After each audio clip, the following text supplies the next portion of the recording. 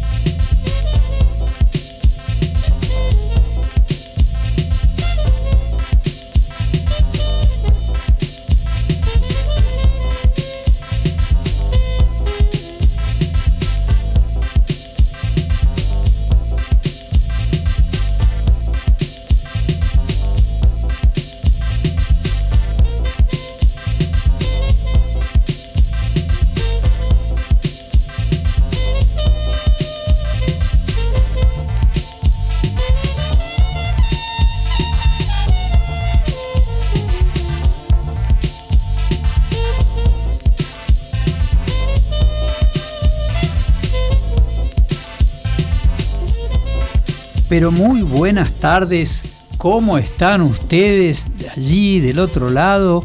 Yo estoy acá, tengo la suerte de tenerlo al doctor Camogli. ¿Cómo está, don Roberto? ¿Qué dice usted? Muy bien, por suerte, muchísimas gracias. Buenas tardes, queridos oyentes. Arrancamos con esta música. Vamos a tener hoy música chili. ¿Le gusta? El chile siempre me pareció picante. Va a aprender. Recién escuchamos a Miles Davis, Mystery. ¿Le gusta? Of course. ¿Y usted que es un inglés o no? Yes, of course. ¿Tiene madre inglesa usted? Woodruff. Por eso es rubio y de ojos celestes. Woodruff. Me parece muy bien. Bueno, cuéntenos un poco qué fin de semana que hemos tenido. Un fin de semana para muchos a la baja. En lo futbolístico, en lo rugbyístico y algunos en lo político. Pese a que cuando yo salí a la calle, vi que la gente estaba contenta, muy contenta. Hay una sensación después de este periodo de elecciones en donde la gente está contenta con lo que pasó. Sí, será porque transmitió un mensaje, será porque ven el fin de algo que no le gustaba. No sé, ¿cómo lo vivió usted? Sí, tal cual. Vamos a entrar primero por la parte deportiva. La parte deportiva, la actuación de los Pumas en Australia fue un golpe duro a la fe, a la credibilidad, al reglamento. Los Pumas jugaron un excelentísimo primer tiempo y un muy flojo segundo tiempo en una cancha en Queensland, donde los Wallabies hicieron de locales. Pese a que hablan muchos de que la tercera línea de los Pumas es de las mejores. Sí. Y han hecho cosas extrañas, han formado con modalidades muy nuevas. Sí, el tercera centro, Pablo Matera, que habitualmente juega de ala y este partido jugó de octavo, se agarraba en el scrum con una mano un brazo por arriba y otro por abajo, una cosa extraña, no le da consistencia a la segunda línea, pero bueno, habrá un secreto ahí técnico que algún día nos podrán explicar el staff o él mismo podrá explicar por qué se agarró así, si tenía una dolencia o lo que sea. Fue brillante la actuación de Marcos Kremer, que aplicó más de 32 tackles, la verdad que es un hombre de impacto muy muy bueno. La tercera línea jugó muy bien, y aparte los Pumas hicieron un try en el primer tiempo que es de antología, es un try de los Globetrotters directamente, cuando los dos carreras empezaron Santiago y Mateo a pasarse la pelota, terminó en un try excelente. También fue muy lindo el try de Bautista Delgui, con la actuación brillante de Chocobares, que abrió el juego. Los Pumas iban muy bien, pero en el segundo tiempo, lamentablemente, los australianos vinieron por todo, ganaron el impacto, se pusieron a tono, y cuando terminó el partido, en el minuto 80, y yo tengo que decirlo porque lo que yo pienso, lo que yo creo,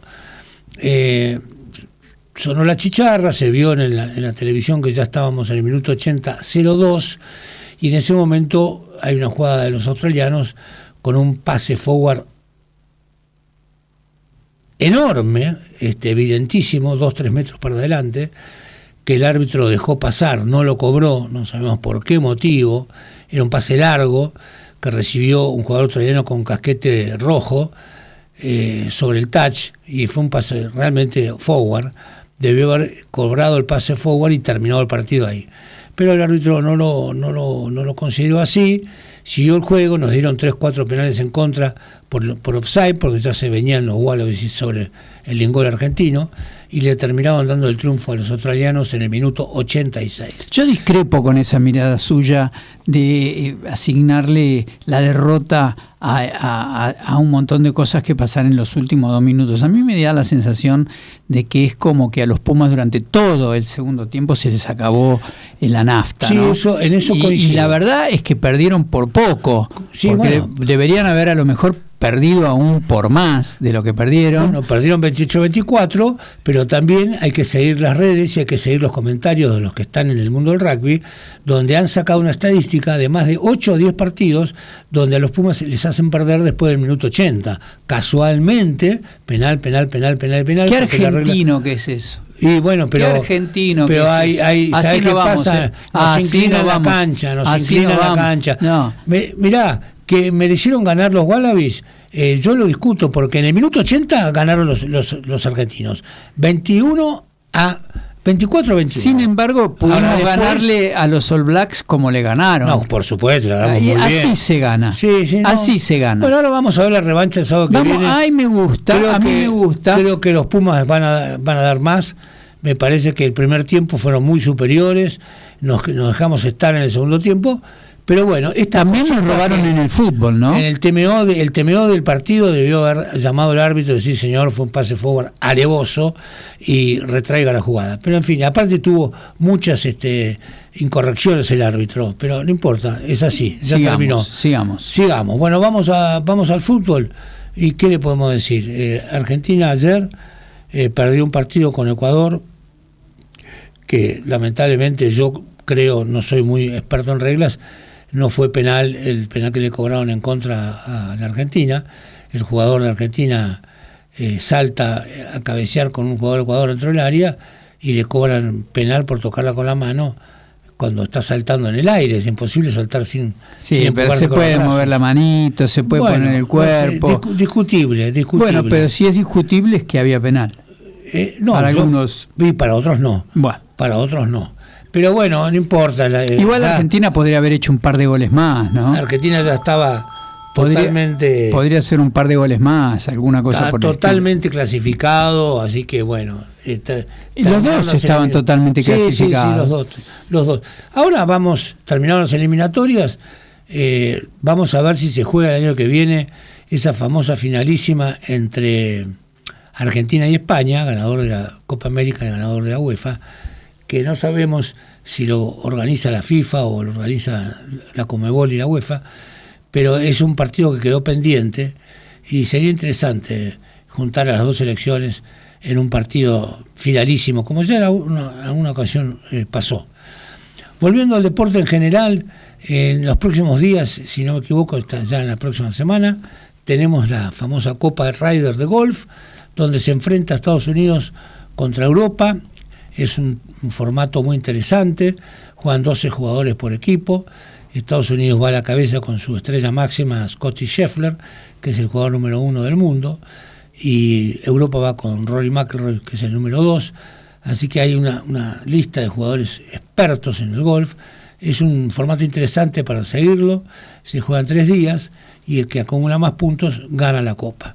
Estados Unidos va a ser local, se va a jugar en Estados Unidos, y cada 2 años se va cambiando la localía. Dentro de 2 años será en Europa y así sucesivamente. Un interesante formato para ver por televisión, lo recomiendo. Y para noviembre tendremos la ventana de rugby de la World Rugby, de partidos amistosos, donde los Pumas volverán a jugar algunos partidos siempre amistosos y preparatorios para la próxima Copa del Mundo, que se va a jugar en Australia. Mientras tanto, todavía nos queda jugar este sábado contra Australia, la revancha, y después los 2 gran partidos contra Sudáfrica. Uno en Sudáfrica y el otro en Twickenham, donde vamos a resignar la localía y vamos a jugar en Twickenham. Yo creo que los Pumas van a dar que hablar, están en un muy buen momento. Dígame una cosa, qué fin de semana, ¿no? Que hemos tenido, además, político. Sí, Dios santo, vamos a hablar de eso más adelante. Tenemos un par de notas con personas informadas, que a ver cuál es la lectura posterior. Pero, ¿cómo lo vivió? ¿Usted no votó? No, yo voto en Capital y no voté en provincia, por supuesto. Presentía que iba a pasar esto. ¿No nota que la gente está contenta? No sé si la gente está contenta o no. Bueno, cuando los dolores del sistema, ¿no? Claro, hay mucha gente no está bien. Hay mucha gente que está descreída. De hecho, mucha gente que no fue a votar, y también hay gente que dice más de lo mismo. Esto de los audios de la corrupción del gobierno fue un balde de agua fría para el gobierno. Evidentemente le pegó muchísimo. Y la fuerza que hicieron los intendentes para que ganara la línea de Kicillof está a la vista. 14 puntos de diferencia es paliza. La verdad que fue una paliza. Yo la presentía. Había mucha gente que decía que iba a ser un empate técnico. Bueno, el propio presidente Milei lo dijo. ¿Qué opina usted de los dichos del señor Monzó en el programa de Pañi, diciendo que el señor Milei es un guarango vulgar y arrogante? Coincido plenamente, no puedo dejar de coincidir con el señor Emilio Monzó.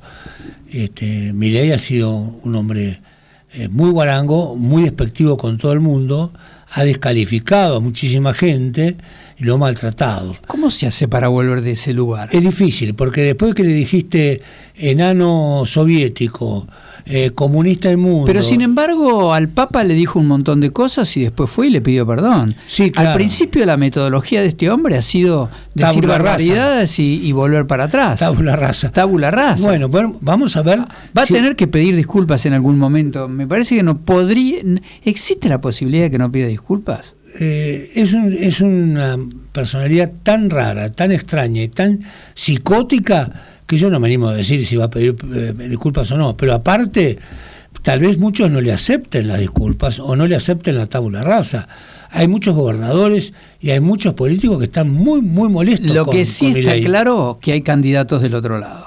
Antes no estaba claro eso. No, por supuesto. Ahora está claro que hay candidatos del otro lado que ya están haciendo flexiones en el gimnasio como para ponerse la camiseta, y hay varios que están ahí queriendo ver qué es lo que pasa. No es tan seguro la reelección si no se producen algunas modificaciones grandes de lo que está pasando. Y sí, sobre todo la actuación de los gobernadores que se han unido, que en principio eran 5 y ahora ya son como 13, que van a ser una fuerza muy importante en las elecciones de octubre.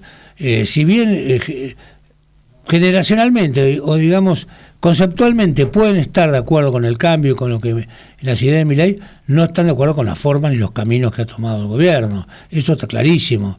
Y ahí en ese sentido le van a sacar posiblemente muchas bancas. Que después esas bancas en el Congreso apoyen las reformas estructurales que Milei necesita, ojalá así sea. Pero no creo que el país se pinte de violeta el día 26 de octubre como Milei pretende. Creo que no. Tiene que haber cambios y ahora. Bueno, vamos a poner un poco de música, adentrándonos en Más de Dos, y vamos a ir hablando con distintas personas que nos den su opinión sobre todo este tipo de cosas.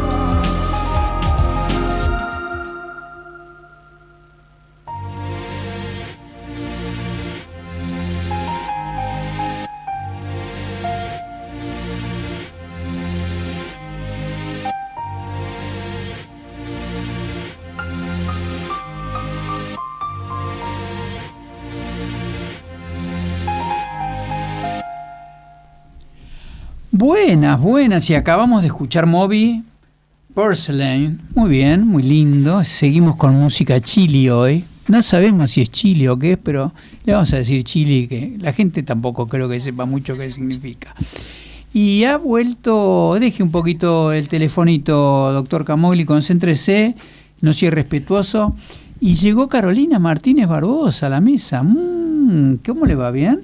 Y con plata la vemos, con mucha plata. No, ¿qué plata? ¿No trajo plata? No. Y así no va. No hay plata. No hay plata. ¿Quién dijo eso? La consigna sigue. ¿Quién dijo eso? Sigue, no hay plata. Y por no haber plata se pierden las elecciones. ¿Usted dice? Sí. Ahora, ¿ustedes vieron? Ahora Kicillof pasó a ser el mejor gobernador de la provincia. El enano soviético. Creer, cuando veía a toda esa gente subida ahí arriba como si fueran los mejores. Pero escúcheme una cosa, ¿ganó o no ganó? Ganó, Y bueno. pero no sacó mucho más votos que la elección anterior. No sé, ganó. Sí, ganó una y elección provincial. pero ganó él. Ganó él. Ganó verdad. él. Ganó él ganó y tiene... Pero eso no lo es- hace presentable, sigue siendo un impresentable. Para usted no, para los que lo votaron seguramente sí. Por algo lo votaron. Para mí sigue Mucho siendo más un pres- impresentable. Sigue siendo un impresentable. pero- Yo no puedo creer que ahora pase a ser el mejor gobernador del país. Usted, dígame Miguel sinceramente y Roberto, ¿ustedes se creen que al jujeño le interesa lo que pasó en la provincia de Buenos Aires? Ni debe saber que hubo elecciones. Yo lo que digo es que cualquier Correcto. persona que quiera gobernar en este país, y la provincia de Buenos Aires es muy importante. Este gobierno, además con su política, afectó a la provincia de Buenos Aires. Bueno, vamos a irnos de viaje, vamos a ir un poco allá por el norte a Nueva York, porque tenemos el enorme placer de tener del otro lado nada más y nada menos que a Claudio Iván Remeseira, y que vamos a hablar de cosas que nos va a tener que explicar, porque estamos como medios limitados en algunas cosas. Claudio, ¿cómo estás? Miguel Sorraquín te saluda. Hola, ¿qué tal, Miguel? ¿Qué de tu vida? ¿Cómo estás? Muy bien, muy bien.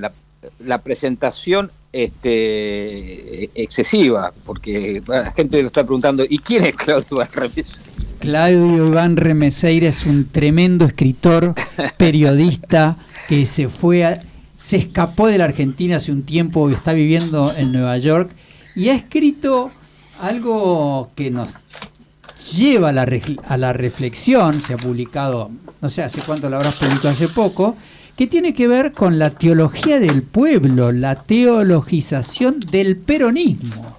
Vaya, Sí. Si bien es bastante técnico, ahora vamos a hablar, yo creo que casi es como ser católico, ser peronista, ¿o no? Hay una definición muy interesante de Carl Schmitt sobre el catolicismo, en uno de los primeros artículos de Carl Schmitt, en donde él define al catolicismo como básicamente la unión de los opuestos, ¿no? Y me parece a mí que cuando yo leí ese artículo pensé inmediatamente en el peronismo, porque cualquier interpretación tradicional de lo que es el peronismo en la Argentina como fuerza política pasa más o menos por ahí, ¿no? Es decir, el peronismo es una carpa bajo la cual se pueden cobijar todos los opuestos, ¿no? Y básicamente es un movimiento. Claro, pero más allá incluso de la definición de movimiento, porque vos puedes tener un movimiento que tenga una línea determinada, digamos, ¿no?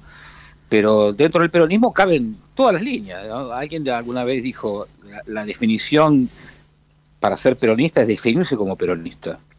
O sea que ahí, a partir de ahí, podés tener gente de más, una visión más de extrema derecha a la extrema izquierda, ¿no? Y eso lo hemos visto y ha sido parte de la historia argentina prácticamente desde el comienzo de la aparición de Perón en la vida política, ¿no?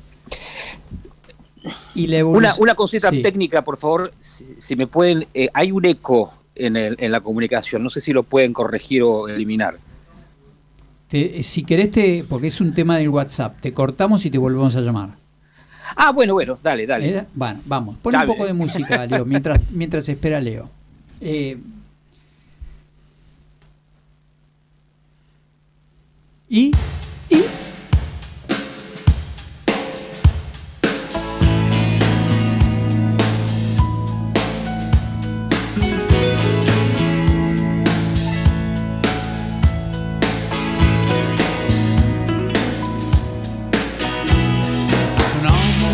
you sigh.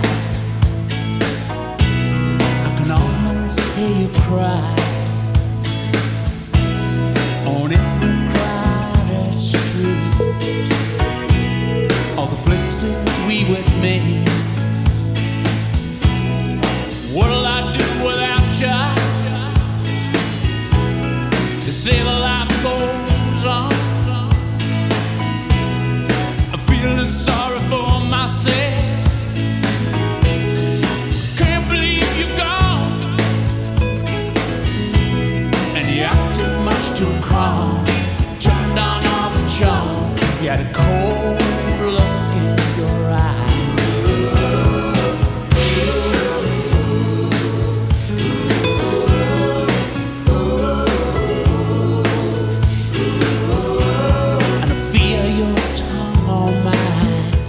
Bueno, ¿cómo te sentís ahora? ¿Estás un poco mejor? Sí, un poco mejor, sí. Bajo la fiebre, sí. Bueno, la verdad que uno se pone a leer lo que escribís y esta posible definición como religión política, ¿no?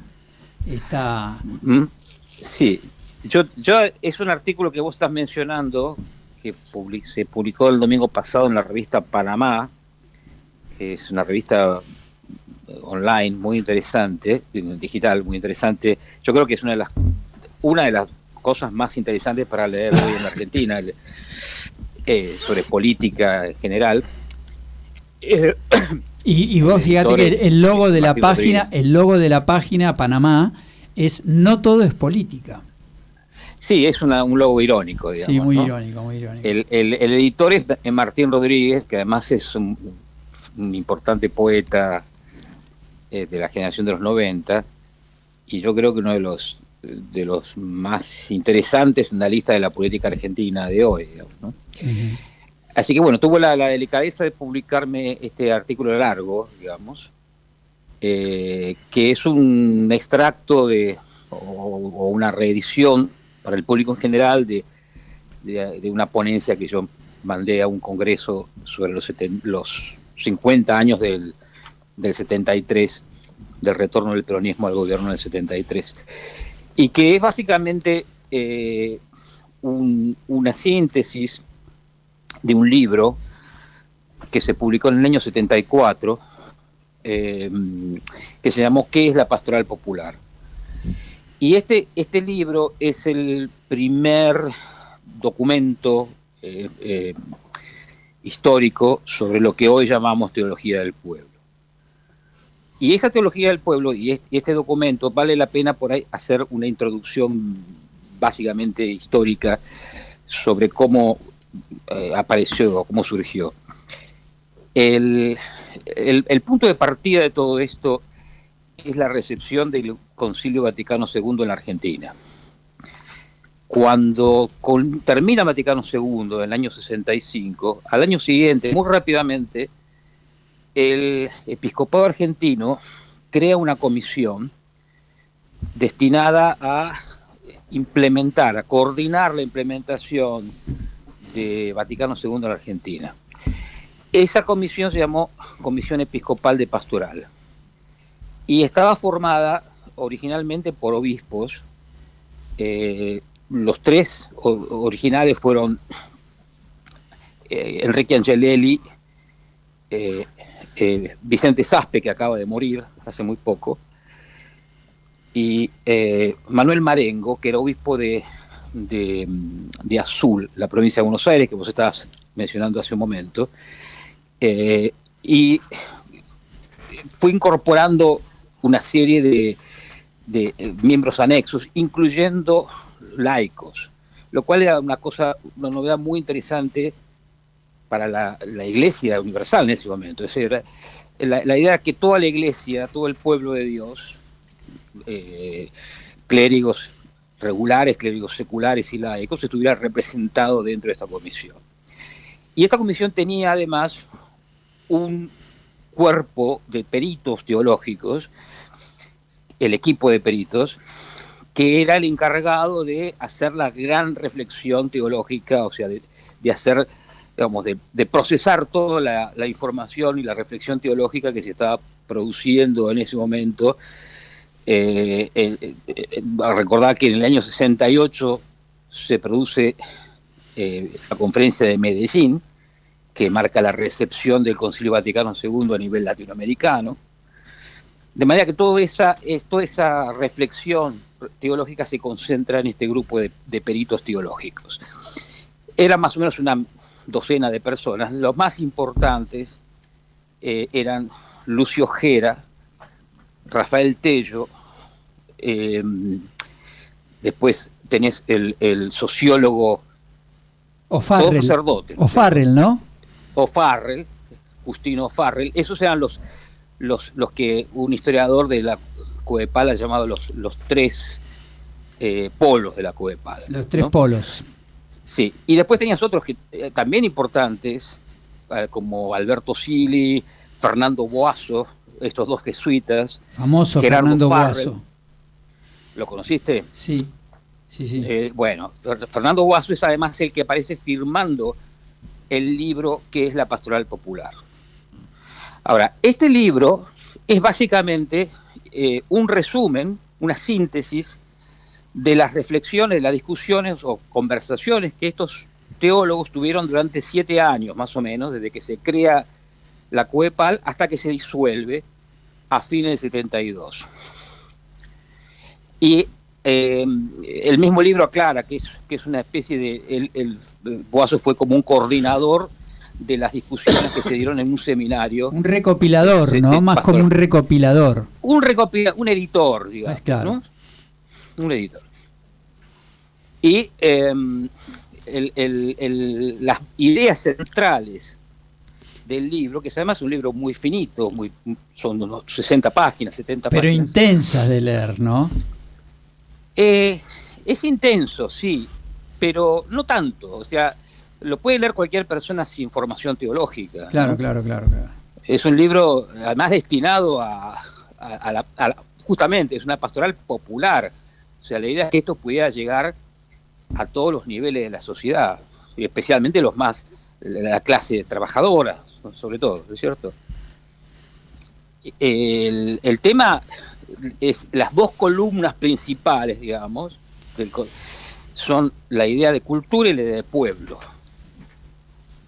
Y la idea de pueblo, a su vez, tiene toda una raigambre por donde se mete el tema del peronismo y de la tradición política argentina, porque, digamos, si uno recuerda la época de la que estamos hablando, la Coepal funciona es contemporánea, digamos, al periodo de la Revolución Argentina. Proscripción del peronismo, revolución militar, claro, el gobierno de Onganía. De alguna forma se acaba el europeísmo en alguna forma, ¿no? Exactamente. Eso es un cambio fundamental que se da en esos años también dentro de la Iglesia. En la Argentina, en la cultura argentina, pero en general, pero muy interesantemente en la Iglesia. Cuando vos ves, por ejemplo... La pastoral popular, digamos. La pastoral popular es exactamente esto. Claro. Esto es lo que estamos hablando. Claro. Y la pastoral... en esa época se hablaba de la pastoral de conjunto. El concepto era una pastoral que abarcara todos los niveles de la Iglesia. Y los teólogos argentinos, este grupo de gente de la Coepal, son los que empiezan a hablar de la pastoral popular. Hay un librito del año 67 que se llama, que es justamente la pastoral popular, es la base de todo esto, digamos. El Plan Nacional de Pastoral, perdón. O sea, el Plan Nacional de Pastoral, que lo diseñan justamente el grupo originario de los peritos, que eran Tello, Gera y O'Farrell, y esa es la base de lo que va a ser después que es la pastoral popular.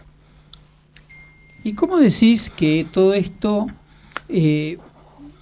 va sobreviviendo a los hechos y qué queda en algunos recónditos lugares de la iglesia actual? Yo creo que la iglesia actual, sobre todo la iglesia, digamos, de post-Francisco, es esencialmente la iglesia de la pastoral popular. Estas son las ideas centrales de esta iglesia. Digamos, la formación que pueden tener los distintos agentes eclesiásticos puede ser más discutible o menos discutible, cuánto pueden haber leído o no, o sea, conocer históricamente todo esto. Es decir, son temas que dentro de la iglesia han quedado muy relegados durante muchos años, ¿no? Y sí, bueno, tenés personajes como Angelelli, que incluso estaba vedado y de pronto fue puesto otra vez sobre la mesa, ¿o no? Exacto, bueno, y eso es todo eso ocurre a partir de la elección de Francisco de Bergoglio como papa. O sea, Bergoglio, que es contemporáneo de todo este proceso. Era un joven contemporáneo, ¿no? ¿Cómo? Era joven en ese momento, pero estaba. Era joven, pero era además, vos pensás que en el año 73, con 30 y pico de años, él es designado el jefe de los jesuitas, claro, en el Cono Sur, en Argentina y Uruguay. Sí, claro. O sea, era joven, pero tenía un lugar de poder muy grande. Él llega a los temas de la teología popular, de la pastoral popular, un poco por una vía distinta, ligeramente distinta. En parte es algo propio de él, ¿no? Porque hay como que él siempre tenía esta conexión especial con la cuestión popular, con el pueblo fiel, conceptos que él tiene desde muy joven, desde muy temprano sobre. Pero él llega sobre todo a partir del tema de la evangelización, y a través de la obra de algunos filósofos, especialmente Amelia Podetti y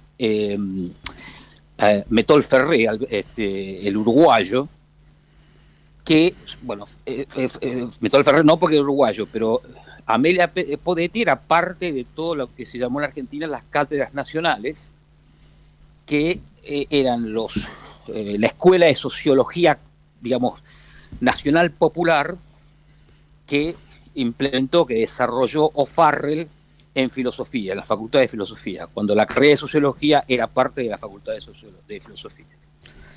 Y Bergoglio fue siempre un gran lector de Amelia Podetti y de Alberto Metol Ferré.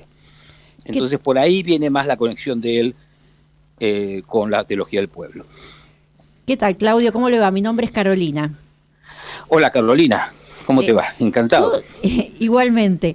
Todo esto que usted está relatando, a mí me trae como una remembranza de lo que era la teología de la liberación, Padre Gutiérrez. Sí.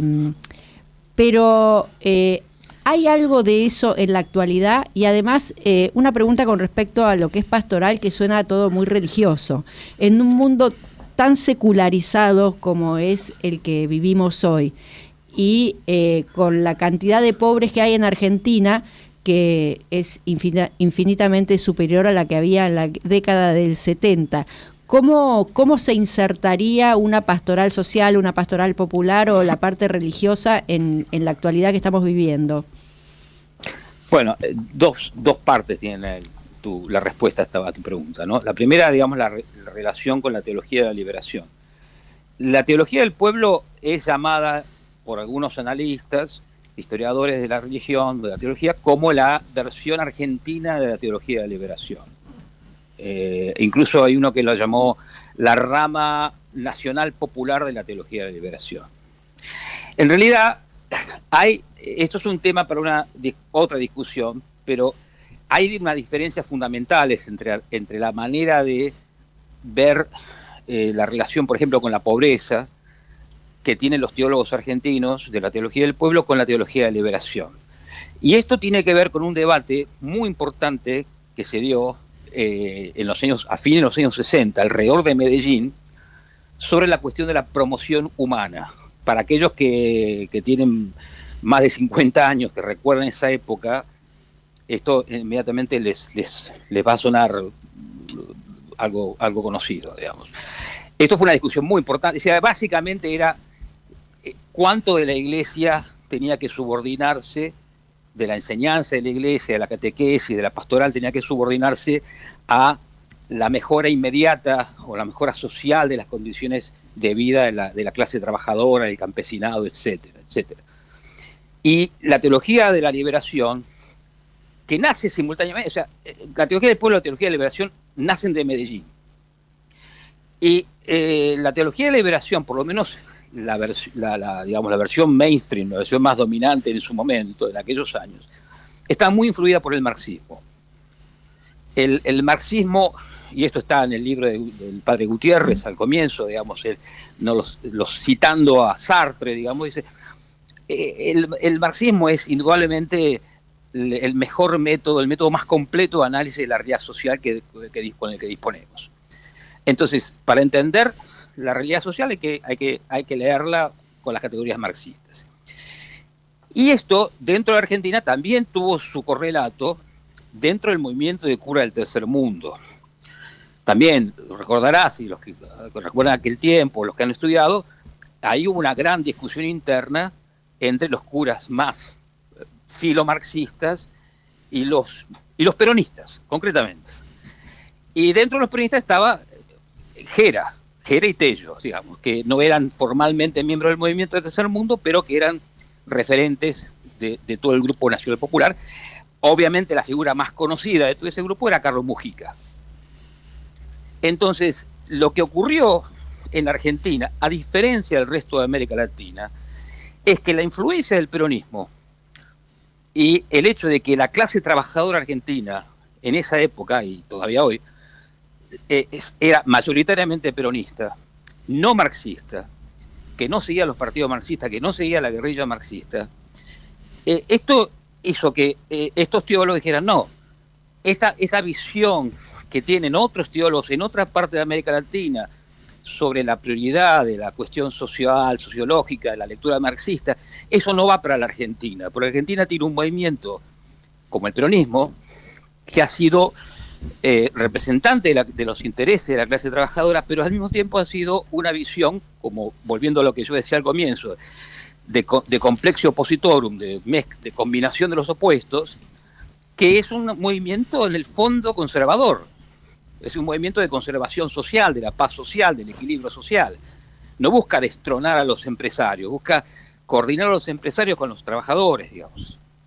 Y esta es la visión de pueblo y de lucha popular que tiene los teólogos del pueblo y por los cuales se oponen a la teología de liberación. Respecto a la segunda parte de tu pregunta, sí.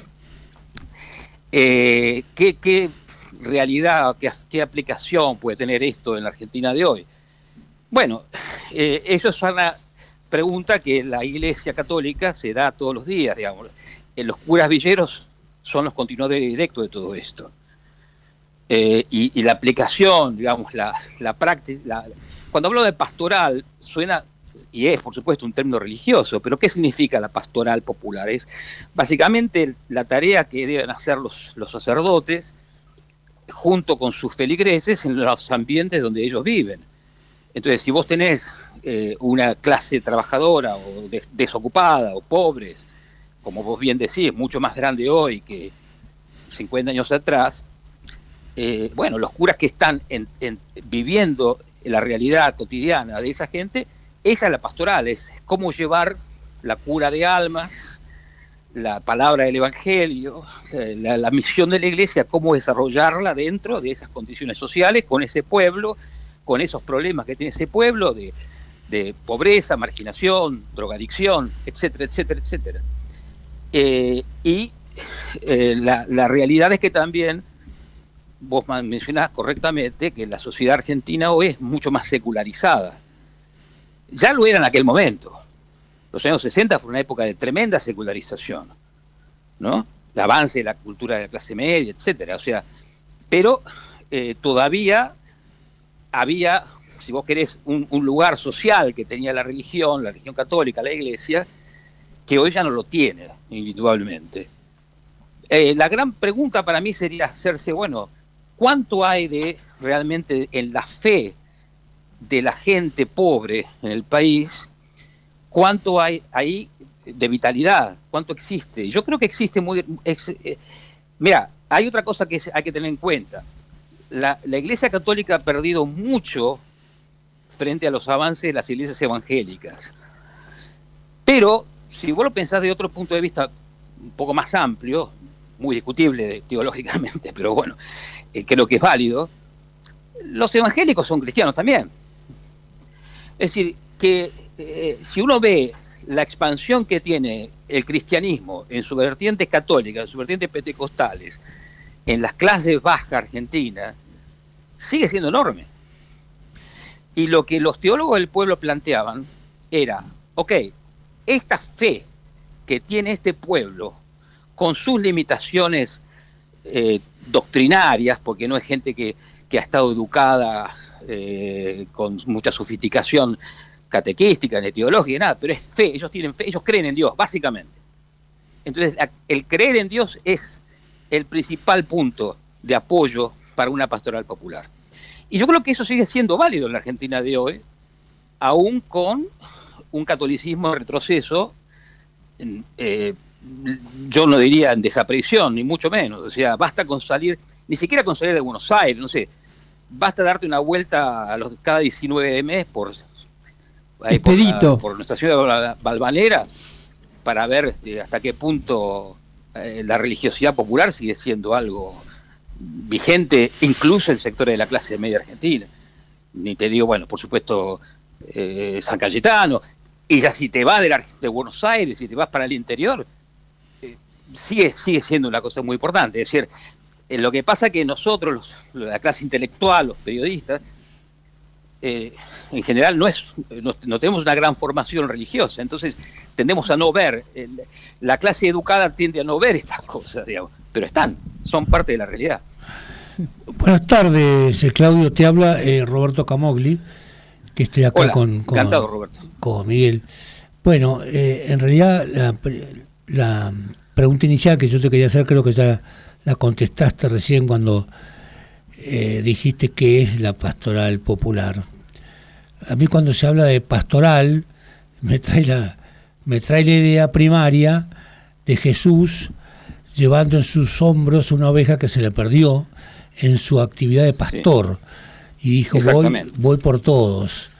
Y exacto. Bueno, coincido con vos, yo viví, por la edad que tengo, muchas de las cosas que vos estás contando, porque estuve en el Teatro de Operaciones del Puente 12, 20 de junio de 1973, cuando estas dos fracciones, peronistas y ERP, se enfrentaron violentamente, y de alguna manera esos títeres... Bueno, montoneros, ¿no? Claro, montoneros, y ERP, yo me acuerdo que yo iba marchando como un testigo más que quería ver semejante multitud, y había los cantos de un lado, decían Perón evita la patria peronista, y los otros gritaban Perón evita la patria socialista.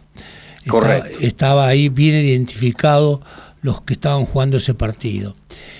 Pero coincido con vos que hay una gran fe en el pueblo argentino, en todo el interior, en todo el país, no solamente en Capital, y mucho más en las clases bajas, las clases más pobres, donde creo que se está haciendo una buena, me parece que es buena la acción pastoral que están haciendo los curas, pero a mí me gustaría que se hiciera más en esas almas que se están perdiendo o que se han perdido totalmente, que son los que están detrás de la riqueza, los dirigentes, los políticos, los empresarios, los que en algún momento se bautizaron, tomaron la primera comunión, fueron a escuelas católicas, pero cuando se hicieron adultos y vieron el dinero, se olvidaron de todos los valores cristianos.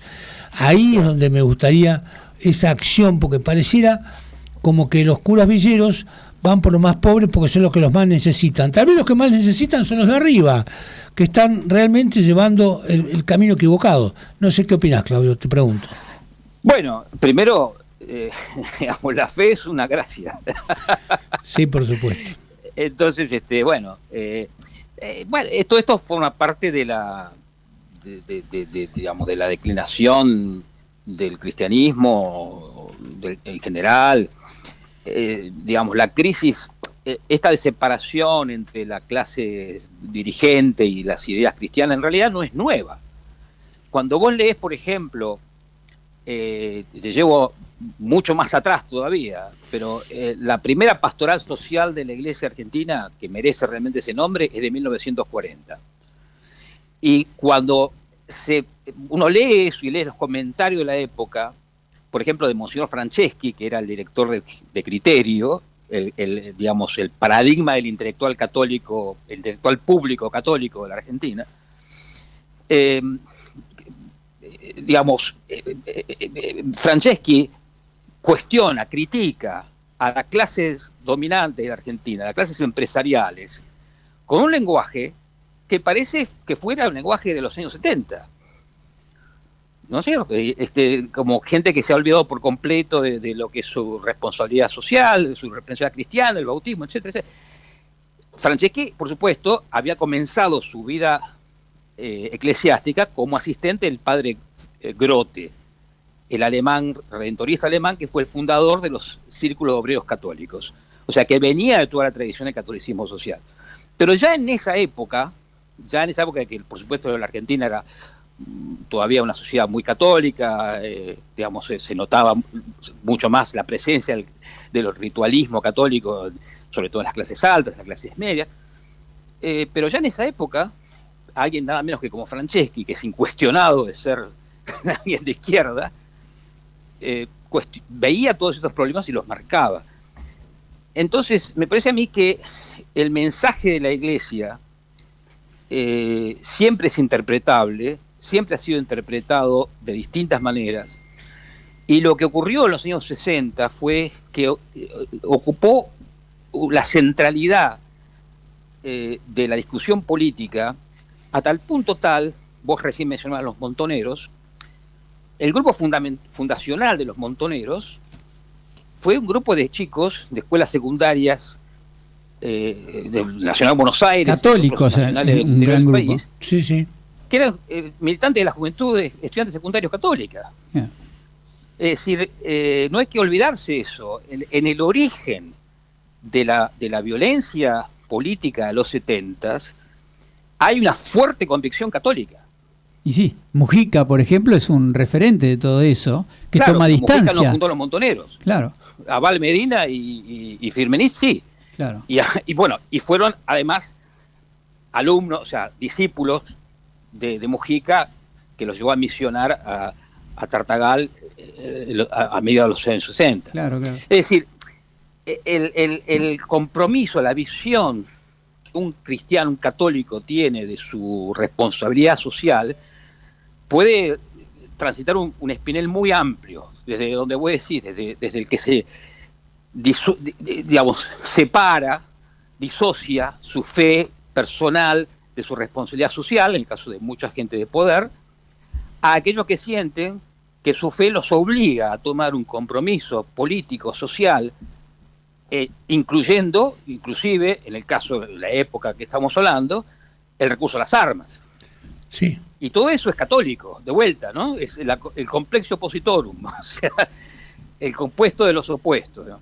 Así es. Bueno, Claudio, te agradecemos muchísimo el contacto y te vamos a presionar para que vuelvas a la Argentina algún día y vengas aquí y debatamos largo y tendido sobre todo esto que es interesantísimo para todos nosotros. Muchísimas gracias y cuenten por supuesto con esa presencia cuando vaya ahí a Buenos Aires, estaré con ustedes. Un abrazo gigante. Un abrazo. Abrazo grande a toda la mesa. Muchas gracias. Por la entrevista. Gracias a ustedes. Hablamos con Claudio Iván Remeseira, periodista, escritor.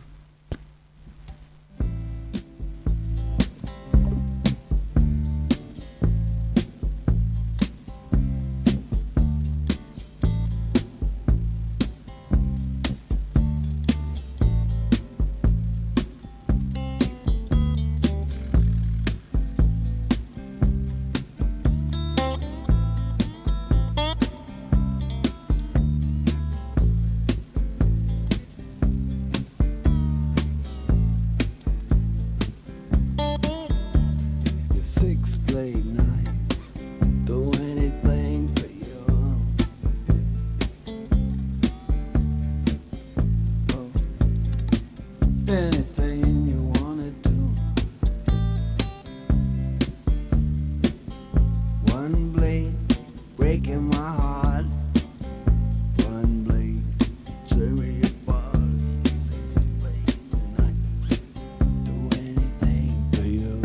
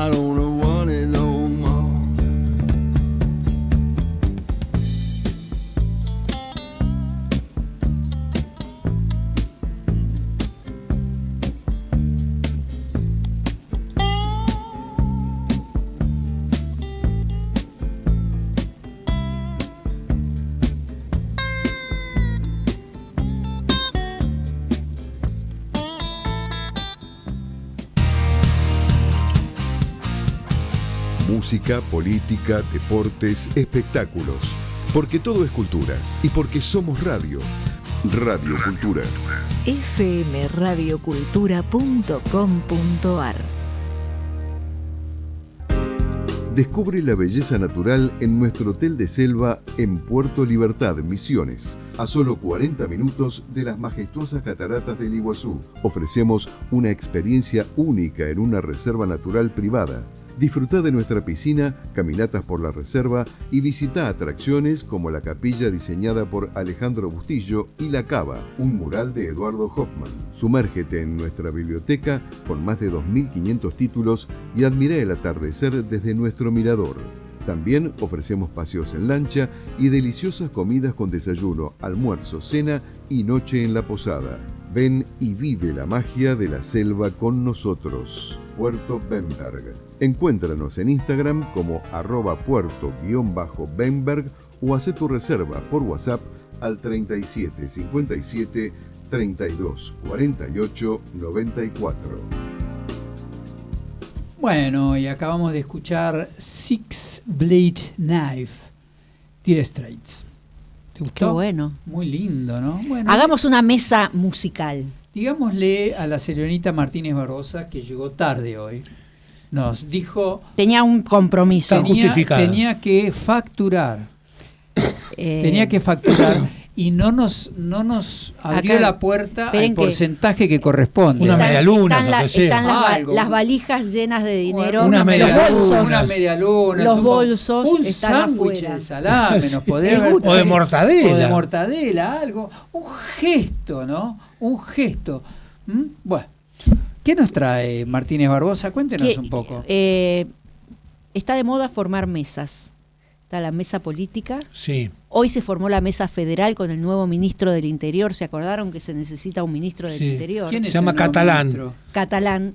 No Pito. Lisandro Pito Catalán, es un amigo Ajá. mío. Que es allegado a Francos. Una mano Trabajaron derecha de juntos, Franco. Sí, está en el ministerio con Francos, en el Franco es jefe de gabinete, está en la jefatura de gabinete con Francos y ahora va a ser el titular de la cartera Ministerio del Interior, que no había, ahora va a haber. Tarea difícil, ¿eh? Tarea difícil. Ay, pero es el ministerio más lindo para mí. Pero muy difícil. Eh, En estos momentos. Catalán, A mí me parece que no. ¿Por Y qué? porque tiene que remar.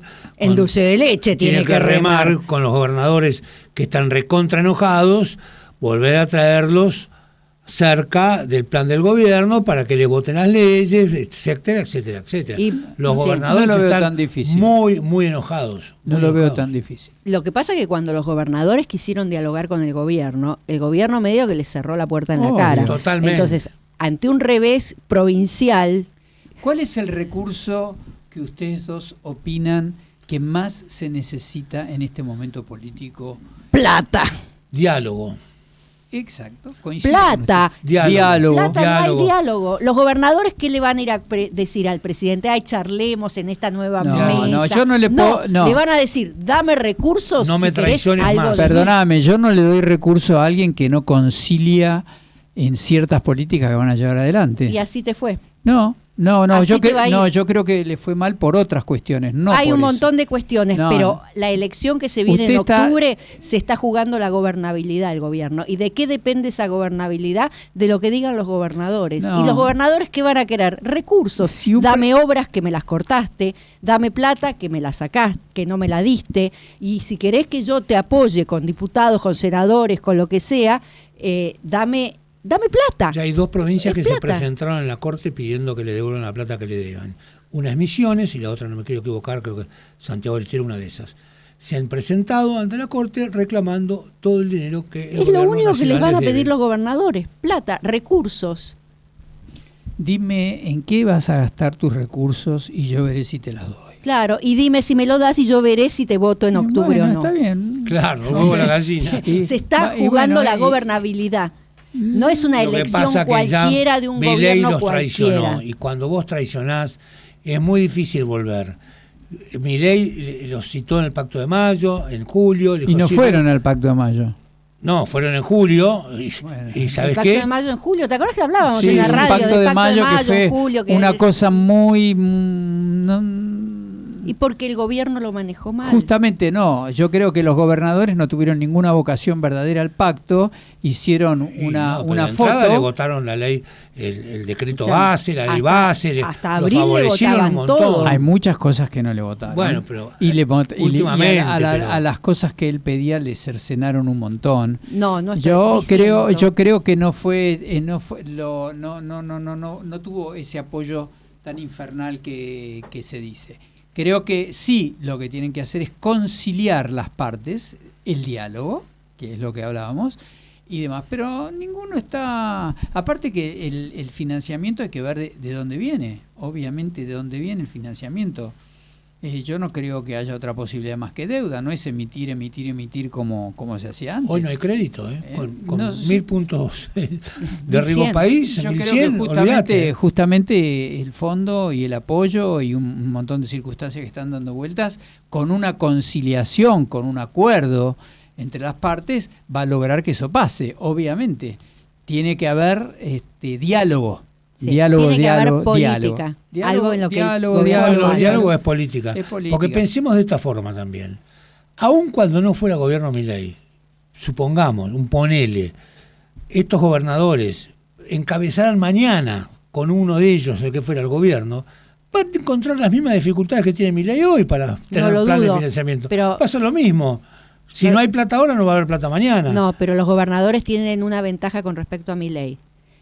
Saben de política, les gusta la política y saben ¿Y por dónde qué aprieta el por qué no zapato? hablaron en su momento con Alberto, los gobernadores, y por qué la Argentina ¿Qué viene? tiene que ver Alberto? Lo que le quiero decir que ya han demostrado muchísimas veces, muchos de los que están dando vueltitas por ahí, que ya se vienen religiendo y gobernando hace mucho rato, y vienen teniendo frustraciones tras frustraciones, ¿eh? No vengamos intendentes y demás. La Argentina viene en bajada y a los golpes hace bastante tiempo como para que alguien se erija en la autoridad técnica moral para decir qué es lo que tenemos que hacer. Pero acá no es una cuestión de moralidad, es una cuestión de plata. Ayer mismo más. el gobernador... Usted tiene ese problema. ¿Usted cree no, que es el todo gobierno plata? tiene ese problema. ¿Usted cree que es todo plata? Ayer el gobernador de Santa Fe, Puyaro, dijo que este gobierno para la provincia de Santa Fe había sido el peor gobierno de todos los tiempos.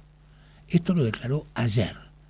El gobernador, salvo en el tema de seguridad que le da la mano a Patricia, respecto a la parte económica, dice, es el peor gobierno de todos los tiempos para la provincia de Santa Fe.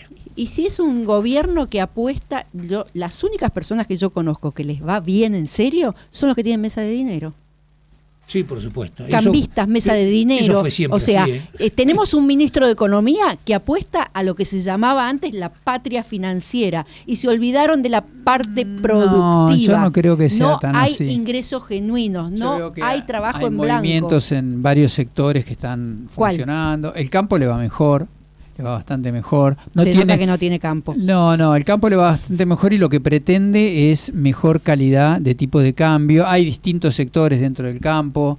Por supuesto que se quejan, pero y tienen sus razones porque siempre el campo está sosteniendo más de lo que corresponde. A la matriz productiva de la Argentina le está haciendo muy mal, esa es la verdad. ¿Qué es la matriz productiva de la Argentina? Al campo, por ejemplo. Todas las industrias, las pymes, todas las empresas. ¿Qué industria? Pero si la industria siempre fue subvencionada por el Estado argentino. Le está yendo muy mal. Señor Sorraquín, le está yendo muy mal.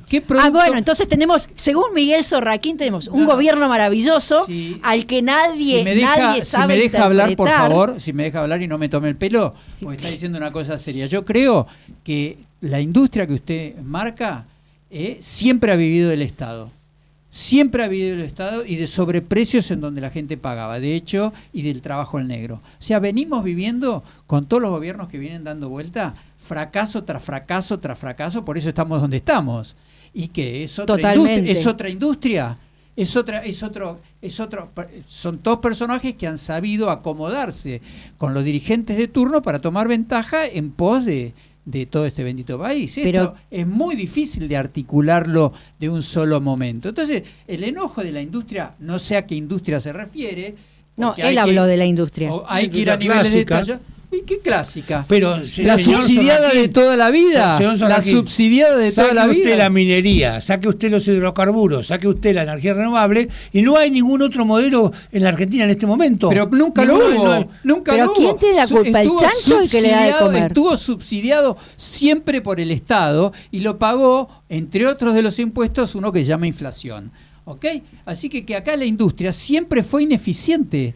Es la que Pero- generaba empleo, por lo menos. ¿Pero qué Ahora empleo? no tenemos ¿A dónde empleo. generaba empleo? ¿Cuánto empleo generaba ante la... Cerraron 45.000 pymes, estimado Sorraquín. Pero cuando se cambia la regla de juego de que el Estado no paga más. Este es el problema. No hay más construcción, no hay más bueno, obra pública. Mira, yo estuve en el conurbano, porque yo voto en provincia de Buenos Aires. Tuve José Cepaz, municipio más pobre de toda la provincia de Buenos Aires. Estuve en Pilar, estuve en Del Viso, estuve en varios lugares. El que paga los platos rotos de la falta de obra pública es el conurbano. ¿Y en qué se reflejó? En los votos. Pero... La gente votó en contra del plan económico, en contra de la soberbia, en contra de la ninguneada, en contra de un De la montón de arrogancia. cosas, de la arrogancia, en contra de un montón de cosas que representa el gobierno. Y además, qué malo será el gobierno que el ídolo es Kicillof. Qué mal estará la gente para que vote como bueno al uno de los peores gobernadores del Pero país. nadie lo vota a Kicillof por lo bueno. Yo entiendo que el gobierno, con Voto castigo. con muchas cuestiones que hizo, cómo comunicó, hay muchas cuestiones que ha hecho el gobierno que obviamente están mal, sin lugar a dudas. Ahora, no vayan a creer que esto se mantiene en el tiempo. Kicillof Traccionaron no- los intendentes. Los intendentes Totalmente. traccionaron todos los... Toda la gente Totalmente. votó a los intendentes, no a Kicillof. Totalmente. Los intendentes han hecho una tarea enorme, enorme para lograr los votos, para lograr este resultado. A la prueba, me repito, fíjate vos los resultados en las distintas secciones electorales. Hubo intendentes que estaban aliados totalmente con Milei, como el intendente Pergamino, dijo, no, yo no voy con Pero Milei. ese es el verdadero... voy No, con Milei. fue Karina es el- Milei que ese no es el quiso problema. Cuando vino la transar con él. hermanita del presidente a decirle a los intendentes, ustedes van a hacer lo que yo les digo, es cuando perdió. Pero tiene que ver con una mecánica totalmente política, si queremos, pero no está relacionado con el fenómeno económico. Perdón, Que Miguel. es otra cosa. ¿puedo hacer una que pregunta? Es otra cosa, sí. Si la gente tuviera plata en el bolsillo y económicamente estuviera bien, Mirá. ¿la elección hubiera sido el resultado? La plata en el bolsillo que hay que ponerle a la gente para que vote, ya lo hizo muy bien el kirchnerismo, es un Sí, sándwich y una sí, coca. y ganó. O sea, un sándwich y una coca. Y ganó. Es muy poco. El plan platita. Y El los, plan y lo- platita. y los tira para abajo. O sea que puede ser eso también, pero yo no creo que un plan platita nos sirva a nosotros. No, los totalmente argentinos en que su no. conjunto. Pero- entonces, que ha habido una mal manejo político. Totalmente. Eso estamos de acuerdo. Y económico. Ahora, no, económico no. Económico no creo que sea así. Lo que pasa es que habiendo elecciones y habiendo todas estas circunstancias se demoraron un montón de tiempos. Sí está marcando ciertas falencias la continuidad de lo económico, porque hay que ver qué medidas toman, a ver si consigue los fondos que tiene que conseguir y cómo viene arrancando con un montón de cuestiones que vendría a ser la segunda fase. Una es freno de la inflación y otra, qué programa tengo para que vengan las inversiones de afuera, para que vengan los recursos que tienen que venir y cómo convenzo a la gente que verdaderamente tiene que invertir. ¿Quién Esto va a es otro invertir punto. en una fiesta financiera como la que tenemos? El dólar que sube, que baja, que la especulación, dólar planchado, que el gobierno va, No mete, sé que las qué, coimas. todo ese tipo de no cosas. sé, yo Las no coimas. veo, me parece que es una exageración, no coincido con que la mesa de dinero sean un negocio, no lo creo. No sé, no creo que esto sean, no hay indicadores, ningún indicador que diga esto. Me Pero parece cuando que usted es un habla de los discurso. empresarios, ¿se refiere también a la suizo-argentino, por ejemplo, esta droguería fabulosamente multimillonaria? ¿Usted cree que la Mimada droguería del suizo-argentina tuvo un acuerdo solamente con este gobierno? No, pero No. también lo tuvo con este No, gobierno. bueno, ok, pero pero también con este gobierno que iba a subió terminar como con la nunca, casta. claro. Mire, no hay nada más difícil, y le voy a decir, si usted ha trabajado en empresas privadas y tiene gerentes comerciales, gerentes de acá y gerentes de allá, ¿No hay corruptos adentro de las propias empresas? Obvio, hay un ida y vuelta. Entonces que haya un ministro como este español o corrupto, y bueno, pero eso no quiere decir que toda la línea. Será Carina, no sé, me parece que hay mucho mediático y medio inflado el tema. Los Menem tienen un currículum bastante... Y siguen estando. Sí, a usted no los quiere porque no les fue bien en su momento. Yo entiendo que tenga una a mí cuestión. con Menem, el primer gobierno me fue muy bien, ¿eh? Bueno, entonces el segundo gobierno no. El segundo gobierno pero se no cayó es una todo. De pero si eso tiene que ver. No tiene nada que ver si me fue bien personalmente. No, yo le digo porque no, Sorraquín me extraña. No, la pregunta es cuando alguien evalúa una circunstancia. Yo creo que Menem tuvo 10 años de gobierno. 10 años de gobierno. De corrupción. No, corrupción, sí, para mí no totalmente. Hubo una etapa en donde siempre fue privatizó ordenada. todo. Fíjate cuánto se llevaron con las privatizaciones. Preguntale a María Julia Chegaray. Claro, y sí, antes con Entel, que nadie hablaba por teléfono, pero todos pagaban. ¿De qué hablamos? Pero la corrupción es anterior. ¿Sabe lo que pasó con Menem? ¿Sabe lo que pasó con Menem? Le voy a decir algo. Y voy a decir esto y vamos a la música. Con Menem se acabó gobiernos que podían matar con tal de que sus objetivos se cumplan.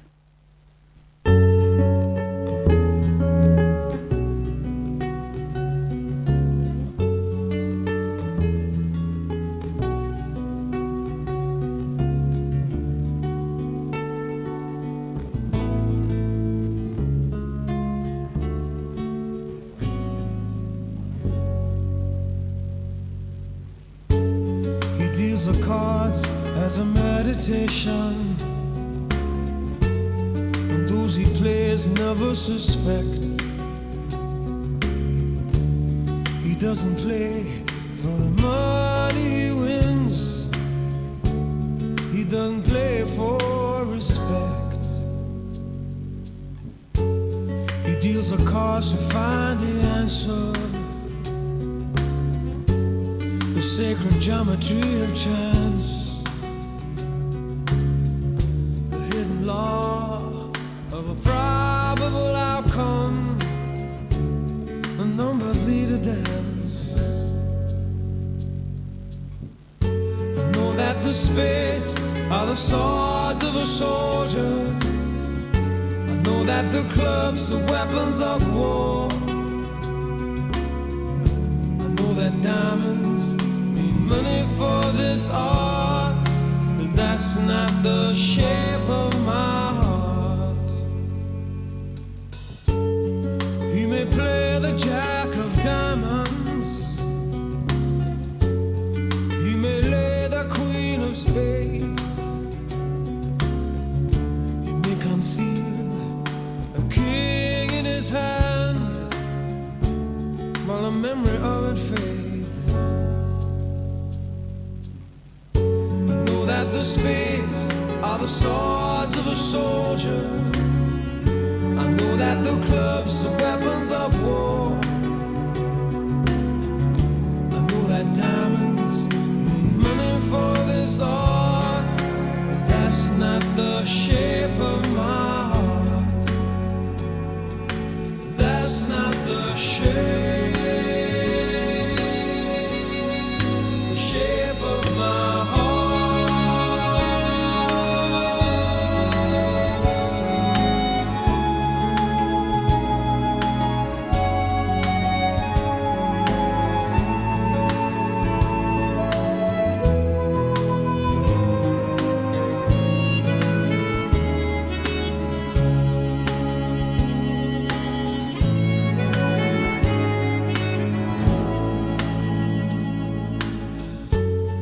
If I told her that I loved you, you'd maybe think there's something wrong. I'm not a man, but too many faces. The mask I wear is one. For those who speak know nothing,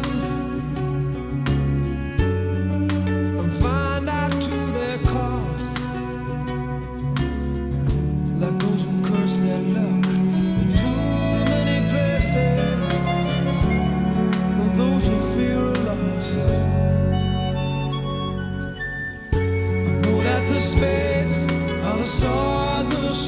soldier. I know that the clubs are weapons of war. I know that diamonds mean money for this art, but that's not the shape of my heart. That's not the shape of my heart. That's not the shape of my heart.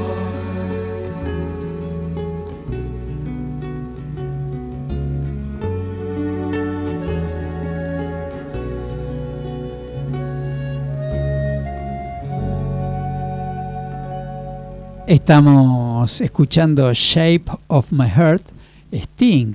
Qué bárbaro, Sting, qué lindo que es. Esta Sí, música es está re chili. bueno. ¿Eh? Chili, a mí me suena picante el chili. ¿El chili? Sí, ¿no le suena picante? Sí, a mí también. Chili, ¿no hay un condimento que se llama chili que es Sí. mexicano? Sí, y peruano. Ay, peruano, boliviano, de toda esa zona. Ají de puta parió es el famoso... No diga malas palabras, Bueno, que se así le enoja el dicen. patrón. Locoto le dicen en Perú también. Unos ajíes muy chiquitos, ultra picantes. En México lo usan mucho, y la comida peruana Sí. también. No me gusta la comida mexicana. ¿Saben que mañana es 11 de septiembre? Me ¿Y qué hizo pa- acordar y el qué tema de pasa? las montoneras.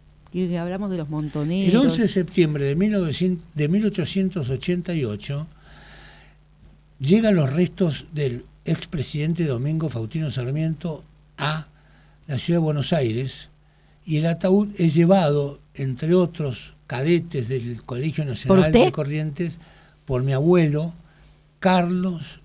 Benito Edelmiro Camogli. Tendría 19, 20 años en ese momento, y con otros cadetes llevaron el ataúd cuando bajó del barco en la ciudad de Buenos Aires para las honras fúnebres del expresidente Domingo Faustino Sarmiento. Sarmiento, el que le dicen el padre del aula, nació en San Juan el 15 de febrero de 1811. Era de Acuario como usted. Dicen que nunca faltaba clase, ni siquiera cuando llovía. Bueno, en San Juan no creo que llovía mucho, pero Le no tomaron faltaba, una era muy buen alumno. Le muy tomaron buen una alumno. fotografía que fue muy discutida cuando falleció, y ya estaba fallecido, sentado en una silla, en un sillón, en su casa, y esa fotografía después circuló bastante. Ah. No se debió haber tomado esa fotografía o no. Como con Balbín, que le tomaron la fotografía cuando estaba en terapia intensiva. Sí, bueno. Bueno, era un chico normal, bastante pendenciero, dicen, porque era jefe de una banda cuando estaba en el colegio. Esas pandillitas que había, que eran... En la época que era salvaje, no civilización. Era pobre, bastante pobre, por lo que su vida no fue fácil, porque a él le encantaba leer. Pero como era tan pobre, tenía que trabajar. Trabajaba de dependiente en una de esas tiendas de ramos generales y cada vez que entraba una clienta no podía leer, tenía que interrumpir la lectura, por lo cual él decía, odio a las clientas. Así que después les voy a seguir contando, porque me parece que tenemos algo bastante interesante. Bueno, y tenemos la suerte de tenerlo del otro lado del teléfono a Roberto Stark, politicólogo, sociólogo, persona informada, por supuesto. Roberto, ¿cómo estás? Miguel Sorraquín te saluda. Hola, Miguel. ¿Cómo estamos? Me imagino que estarás cansado de tanto análisis después de este fin de semana movido, ¿no? Sí, para ser sincero, estoy bastante cansado. Cansado. A mí me gusta lo que hago, pero bueno, está bien. Es cierto que uno después de un tiempo se cansa, especialmente esta primera semana, porque esta primera semana hay muchos, yo te diría, comentarios y fundamentalmente preguntas de inversores, empresarios, etcétera. Y sí, uno no sabe si salir corriendo, si estar contento, si ver qué bueno lo que dice el fondo, o todo lo que toda la gente siente cuando uno camina por la calle, ¿no? Qué extraño todo esto. Yo no sería tan trágico en la cuestión de salir corriendo, ni mucho menos. Me parece que es una de cal y una de arena, Sin duda el gobierno recibió una paliza importante, pero creo que todavía tiene capacidad de recuperación. Vamos a ver si la aprovechan. Hola Roberto, te saluda Roberto Camogli, tocayo. ¿Qué tal, Roberto? Bien, muy bien.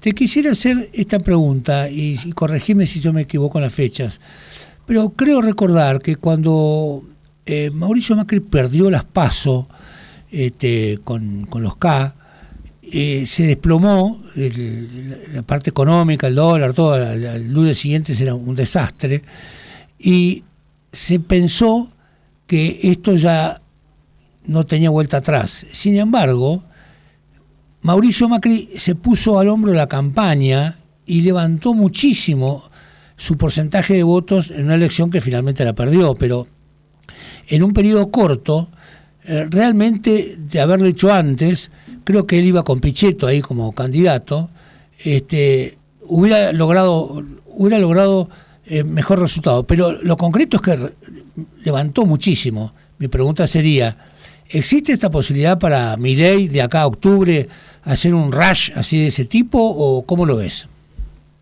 No, yo creo que a mí me parece que las situaciones son diferentes, ¿no? El primer término creo que hay que enfatizar que el programa económico de Milei frente a inversores es mucho más creíble que lo que estaba haciendo Mauricio Macri en su momento. Me parece además que la reacción de Mauricio Macri fue subdimensionada, quizás después tuvo que salir a pedir perdón. Me parece que la de Milei fue más sosegada, más tranquila. Lo que enfatizó fue en su capital, el capital que tiene, que es el programa económico, y eso me parece que serenó mucho a los mercados, y dijo que iba a haber rectificaciones o de alguna forma autocrítica o como quieran llamarlo en el ámbito político. Entonces me parece a mí que eso dio la sensación de que el gobierno estaba con ganas de alguna forma de remontar la corriente.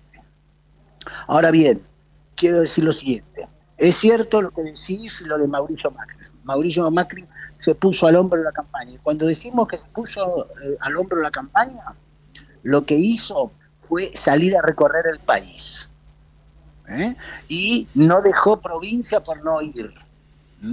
Entonces, a mí me parece que lo que tiene que hacer Milei, a mi modo de ver, si bien no es algo parecido, porque las elecciones son diferentes, esta fue una elección provincial, tampoco sobredimensionemos, es cierto, es una de las provincias más importantes del país, quizás la más importante, pero con 40% del padrón nacional, pero me parece también que si él hace rectificaciones en el orden político y se serena un poco con respecto al estilo que establece o se relaciona con algunos sectores de la oposición y fundamentalmente del PRO, porque si nosotros nos ponemos a pensar las cifras, donde perdió mayor cantidad de votos Milei en la provincia de Buenos Aires fue en el PRO.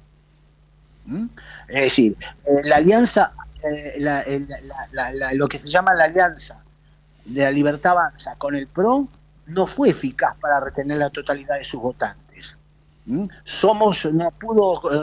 pudo captar todo el desencanto de Milei, porque hizo también una pobre elección, pero esa gente se fue, mejor dicho, no se fue a ningún lado, se quedó a su casa y no votó.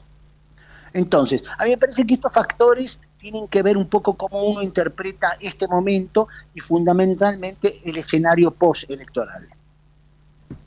Roberto, ¿qué tal? Mi nombre es Carolina. ¿Qué tal, Carolina? Soy una inversora extranjera. Sí. No sé qué hacer. Invierto en Argentina, invierto ahora, espero a ver qué pasa después de octubre, a ver si hay un poco más de gobernabilidad o no. ¿Qué le dirías? ¿Qué me dirías? Mira, yo te diría, nosotros atendemos a algunos capitales extranjeros, atendemos en términos de imagen, de comunicación, etcétera, en el ámbito, entre otras cosas, minero y petrolero. En esos dos lugares he hablado con sus directivos, tanto acá como en el exterior, y te puedo decir que en general no manifestaban demasiada desesperación. La mayor parte de ellos estaban dispuestos a continuar con los programas que tenían. Además, hay una minera que atendemos que está por invertir en la Argentina nada menos que $5.000 millones, está aplicando a lo que se llama el RIGI, que está por salir, y lo que me dijeron sus directivos fue: nosotros vamos a continuar, porque me parece que acá hay que apostar a favor, y bueno, veremos qué pasa en octubre. Por supuesto que octubre es una fecha que no sé si preocupa, pero inquieta a algunos inversores. Porque si en octubre la situación no sale del todo bien, o mejor dicho, vamos a ponerlo de esta forma, si la cantidad de representantes que logra el gobierno en el Congreso no es un número suficiente como para respaldar vetos y de alguna forma llevar adelante iniciativas, y me parece que ahí la situación puede llegar a empeorar un poco. Pero te insisto, hoy los inversores siguen adelante. Otra pregunta, ya más como analista político. El hecho de que el dólar haya subido, no tanto en realidad, pero bueno, subió, y el tema de las preguntas de los inversores y venir a invertir a la Argentina, ¿cuánto hay de miedo a que el triunfo del kirchnerismo se haga extensivo al resto del país? Bueno, ahí hay un detalle que creo que hay que apuntar. El kirchnerismo en general para los inversores extranjeros es mala palabra.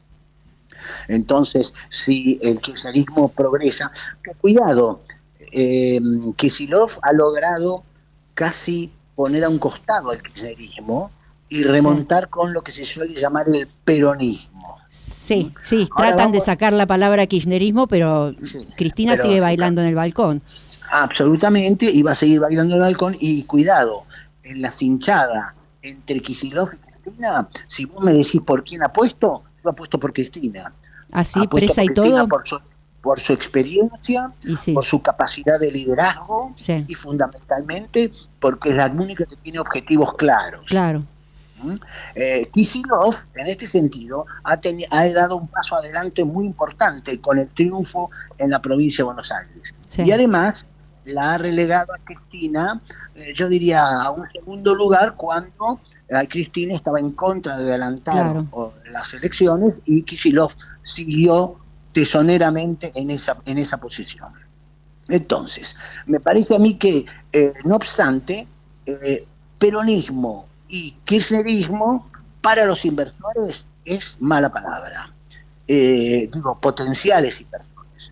Entonces, evidentemente, eso los haría huir de la Argentina, o de alguna forma no invertir en la Argentina, ¿no? Y una vez más se postergaría la posibilidad de que el país, de alguna forma, comience a desarrollarse económicamente con mayor coherencia. Pero, insisto, me parece que todavía la situación está sumamente en tinieblas. Ustedes recuerden que esto sucedió hace 48 horas, todo esto. Al gobierno lo agarró mal parado, porque el gobierno no esperaba que esos 14 puntos en contra de ellos. Y por lo tanto ahora el gobierno está recapacitando de a poco y viendo cómo se reposiciona. Esto no va a ser fácil. Formó esta mesa política, que en realidad son los mismos de siempre, pero bueno, tiene sentado ahí a un hombre que me parece que es una garantía, que se llama Guillermo Francos. Al mismo tiempo, Guillermo Francos nombró su segundo como ministro de Interior. Me parece que estas señales son buenas en general, porque quiere decir que son los que van a conducir el diálogo con los gobernadores, que es ahí el frente más sensible y al mismo tiempo el que mayor rédito le puede dar al gobierno. Y no, lo que a mí me parece como positivo es que han aparecido por lo menos focos más claros de por dónde pasa la cuestión de discusión política, ¿no? Me parece que Cristina, si bien es una influencer, digamos, está ahí al costado. Me parece que Kicillof agrupa eso que ella está dejando de lado, pero también están los intendentes, ¿no? Los intendentes y los gobernadores, que son como dos condimentos de generación de vocación política, o donde podrían aparecer otros candidatos en el futuro, ¿no? Yo creo que tenés razón y coincido con vos. Me parece que esta elección fue esencialmente una elección que ganaron los intendentes, ¿sí? Y la de octubre va a ser una elección en donde los gobernadores van a tener un rol determinante.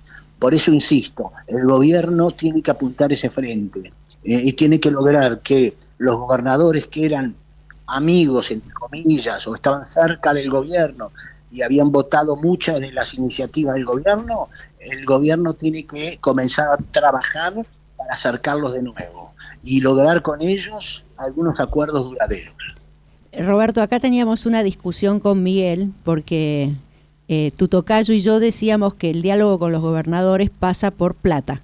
Y Miguel decía que éramos unos fisiócratas prácticamente, que lo único que nos interesa es la plata y que pasa por el diálogo. En tu visión, ¿qué es más importante? La plata. ¡Ah! ¡Ganamos! Somos tres ya. No, a ver, vamos a ser claros. Sin duda los gobernadores necesitan recursos para llevar adelante sus provincias. ¿Qué quiere decir esto?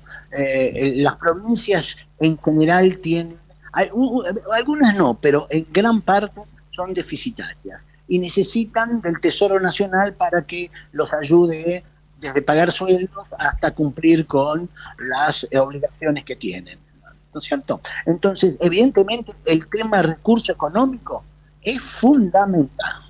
Ahora bien, el diálogo, que es una herramienta política, pero que por supuesto es una herramienta, no es un fin en sí mismo, pero es una herramienta política, el gobierno tiene que tratar de agilizarla con los gobernadores, especialmente, insisto, con algunos.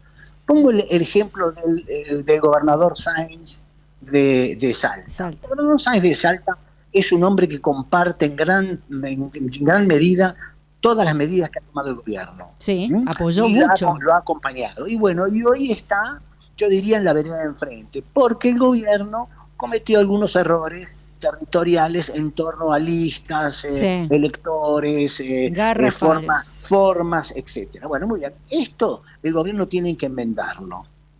Entonces, lo que tiene que, me parece, hacer Milei, y me parece que me da la impresión de que está dispuesto a hacerlo, es reiniciar la relación con algunos gobernadores y fomentar ahí una no, yo no diría una alianza, pero sí una relación más estrecha. Roberto, te voy a preguntar lo siguiente. Hay un viejo refrán que dice que el que se quema con leche ve la vaca y llora. Estos gobernadores que vos estás nombrando, especialmente el de Salta, se ha sentido totalmente traicionado por Milei y el gobierno, él y otros gobernadores más. La pregunta sería, ¿tiene plazo para volver a recuperar esa confianza tan violentamente perdida cuando en la noche de la derrota electoral del domingo pasado el presidente dijo: no voy a modificar un milímetro mi plan económico? Reconoció la derrota, por supuesto no lo felicitó a Kicillof, cosa que sí hizo Guillermo Franco, que lo llamó y lo felicitó por el triunfo, y ahí te va mostrando la actitud de cada uno de los dos. Mi pregunta sería, ¿tenemos tiempo para recuperar esa confianza tan violentamente perdida de tantos gobernadores? Yo creo que en política la confianza se recupera trabajando a favor de ella. me parece que el concepto traición en política es bastante relativo, ¿no? La traición es una parte inherente de la política. Siempre la traición es un elemento que está presente en la política. Y me parece que como está presente en la política, también uno puede sacarlo, ¿no? Extraerlo y recomenzar una relación. Yo creo que hay tiempo que se recomience esa relación, insisto, depende de cuánto esté dispuesto a dar el gobierno y cuánto estén dispuestos a pedir los gobernadores. Milei dice, Roma no perdona traidores, ese es el lema de Milei. Roma no perdona traidores, así que hay un nivel de incoherencia importante acá. Sí, pero Milei dice muchas cosas. No hay que, en política no hay que basarse en lo que los políticos dicen. Hay que basarse en lo que los políticos hacen. Esta es la famosa frase de Néstor Kirchner, el prócer. Entonces, yo diría, es importante que el mileísmo en general, recomience una relación.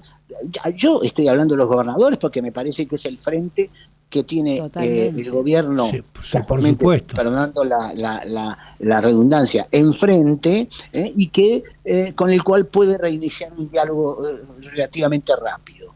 Muy bien, como apuntó, creo que fue Roberto, en torno a los tiempos, ¿habrá tiempo para hacer eso? Sí, sí puede haber tiempo, es cuestión de la iniciativa, la voluntad y fundamentalmente los objetivos claros.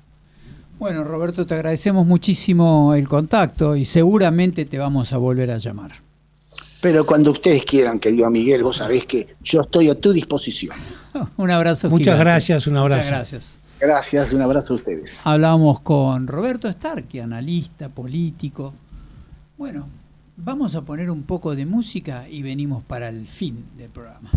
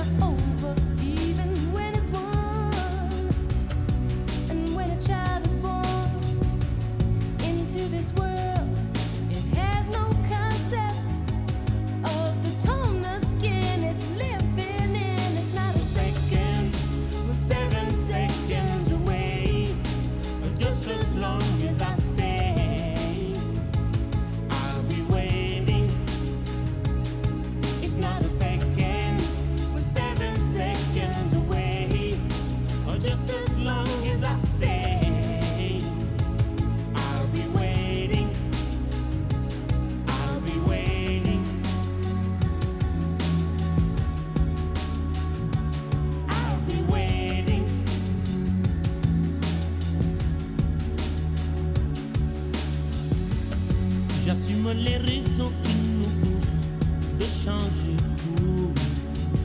J'aimerais qu'on oublie le couleur pour qu'ils espèrent. Beaucoup de sentiments, de race qu'il faut qu'ils désespèrent. Je veux les gamins ouverts, les amis pour parler de leur peine, de leur joie pour qu'ils le vivent. Des infos qui ne divisent pas. Changer. 7 seconds away, just as long as I stay, I'll be waiting.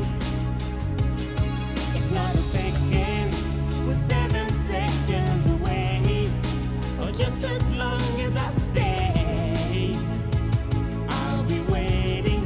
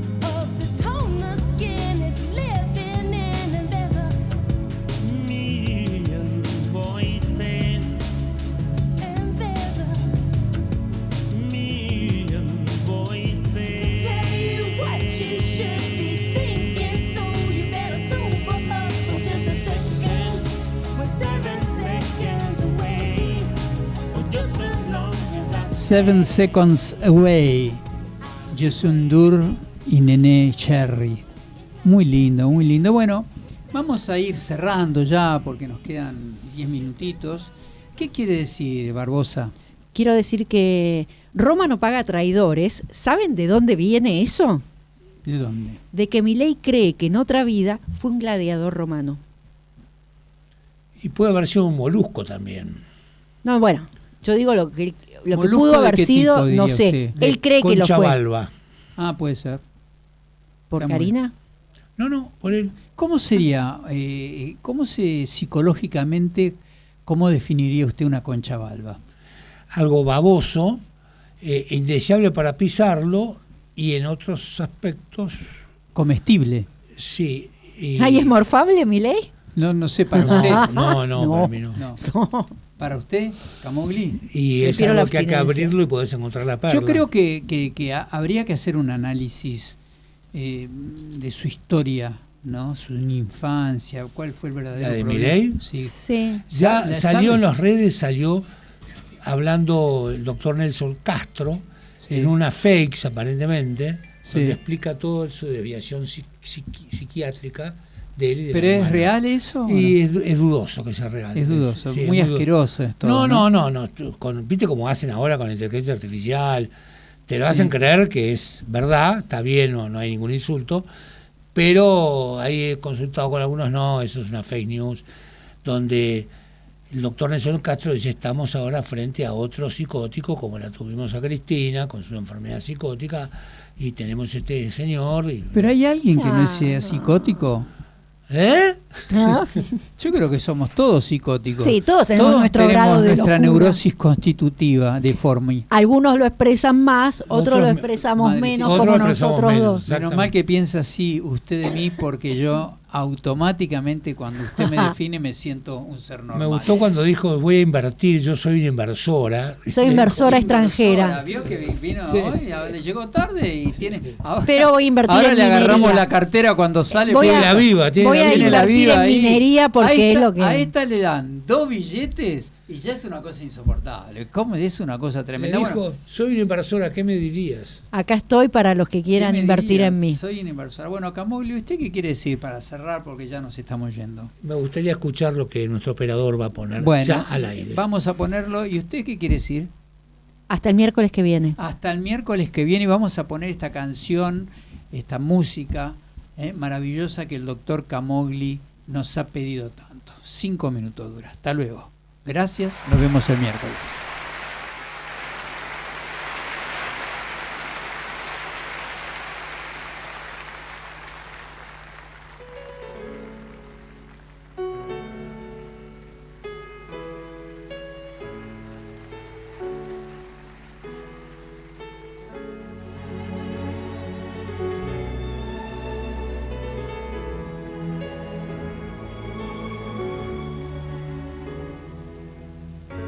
Qui dove il mare luccica e tira forte il vento, su una vecchia terrazza davanti al golfo di Suriello, un uomo abbraccia una ragazza dopo che aveva pianto, poi si schiarisce la voce e ricomincia il canto. Te voglio bene assai, ma tanto bene sai, è una catena ormai che scioglie il sangue di te bene sai.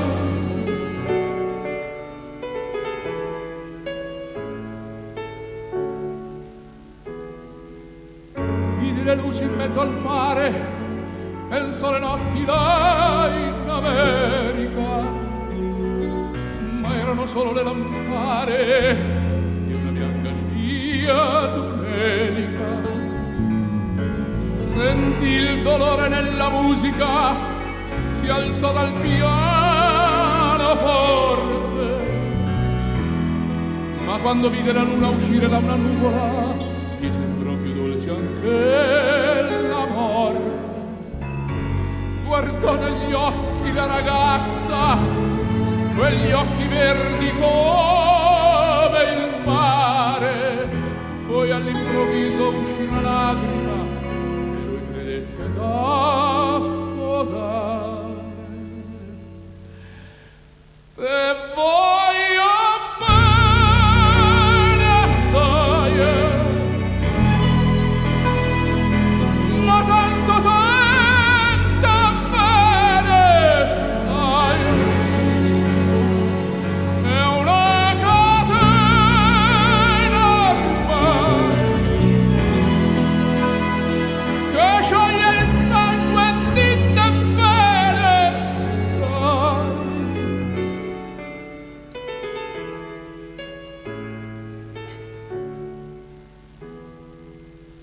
Potenza della lirica, ove ogni dramma è un falso, e con un po' di trucco e con la mimica puoi diventare un altro.